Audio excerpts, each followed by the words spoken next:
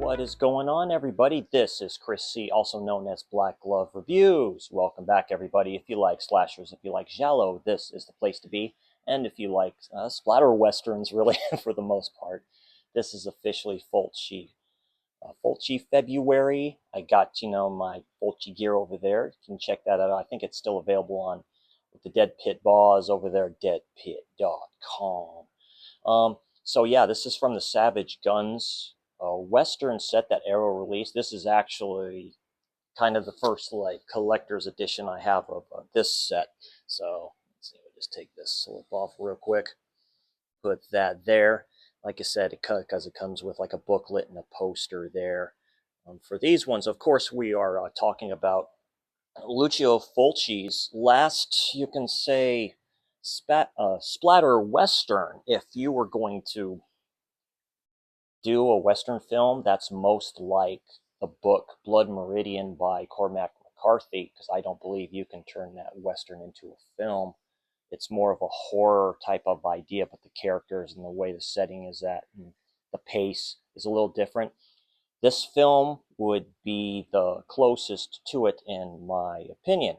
So this is The Four of the Apocalypse 1975. This is Lucio Fulci's last, not his last, second to last.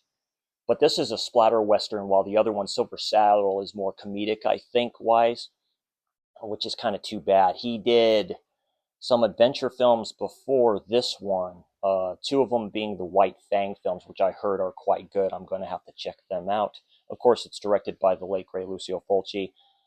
Composer, which is very cool, JT from JT Horror's Discussion will like this one a lot. Fabio Frizzi, Franco Bixio, and Vince Tempera. It stars the great Fabio Testi, who's the only one left still living, unfortunately, of this group of people, which is unfortunate. Lynn Frederick is in here too. She tragically, unfortunately, passed away in 1994 at the age of 39. We have Michael J. Pollard, Harry Baird, and of course the great Thomas Millian as a sadistic Charles Manson type of cult figure in here. This was released on August 12th, 1975. Film locations, Italy and Austria. So this is based off of two Western books. I forget the name of the author, so it's two. The first one is basically the start of this film, and then the last segment, which it gets convoluted towards the end. I think this film is a bit too long for my taste, but it doesn't take away what Fulci would later become with his gore and horror films. And so basically, it starts out with the character of Fabio Testi, who's basically a card shark, arrives in this town. It's based in the 1700s. And the narrator basically says times are changing in the West. Towns are being cleaned out and what have you like that. It's still the most violent time in this country's history, in my opinion. He comes into this town. He's automatically arrested by this corrupt as all get out sheriff. Takes away his counting cards, basically tosses them in and tosses them into jail with Lynn Frederick, Michael J. Pollard, who plays a drunkard. Lynn Frederick, she plays a prostitute who happens to be pregnant, and then Harry Baird, this black man who is unfortunately kind of crazy in the head. He kind of sees things. He's a I want to say he's not a grave digger, but one of those people that puts people in graves and makes tombstones and what have you. And of course, we have the great Tomas Millian, who befriends them later. Basically, they're in jail and they're kind of having fun, just doing what they do. It's a great cast of characters, and they all match well together. I know Fabio Testi and Lynn Frederick had kind of a connection on set. She was pretty smitten with him. I can see why. Yeah, Fabio Testi is Fabio Testi. And there's just some certain scenes where they're together. She kind of wanted it to go on for a little bit longer, but, just a little bit of cool trivia there. Basically, these bandits come in with white masks or white sheets over their heads. Not what you're thinking, but and this is where you see Lucio Fulci's gore kind of come into full play here.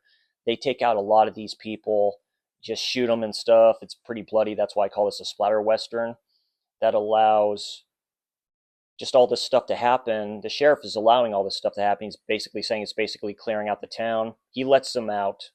He gives them a carriage or whatever to go away, and he says, "Just get out of here," and stuff like that. "I don't want to see you here again." And they're just on this, just wandering the plains, going to the city. That's what the plan is and stuff. Don't worry, we're going to get to the city. It's going to be like a few days, of course. We're going to go there. We'll be all good. It should be fine. He finds out that Lynn Frederick's character is pregnant. Then they run into Thomas Million's character. I think his name is Paco, I believe. And he basically, and they talked to Thomas about this.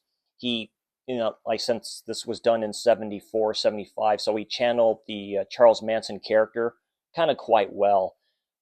So he doesn't really befriend them. He says, "Yeah, I'm just going to go on this trip with you all to the city, no questions asked."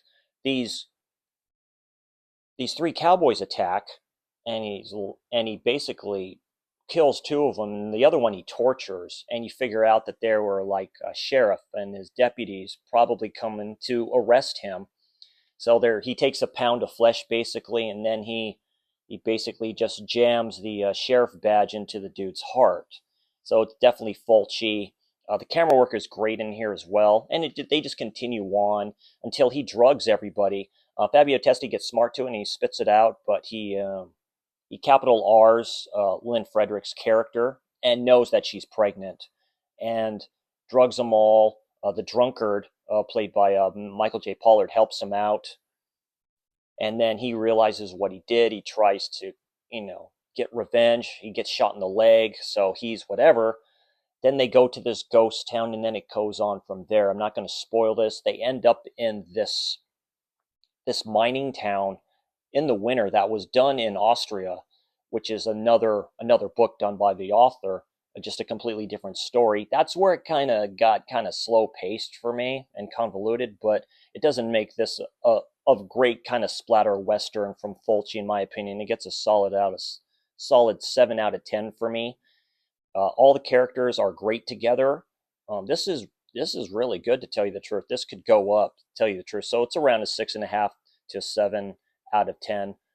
I would recommend it. I would recommend picking up this set when it goes on sale. Let me know in the comments section if you've seen this Western from Fulci. I know a lot of you have. He's, of course, my all-time favorite Italian director. Love him so much. And like I say, I got the gear out, and it is officially Fulci February. If you like what you see here, hit the like, hit the subscribe. I am on Facebook. I am on X. I am on Letterboxd under the name Black Glove Reviews. All this good stuff too, and of course on Instagram if I haven't said that already. Y'all have a great Fulci Friday. Have a great Fulci February. I'll see you tomorrow for Slasher Saturday. You awesome people, take care. I will see you all next time.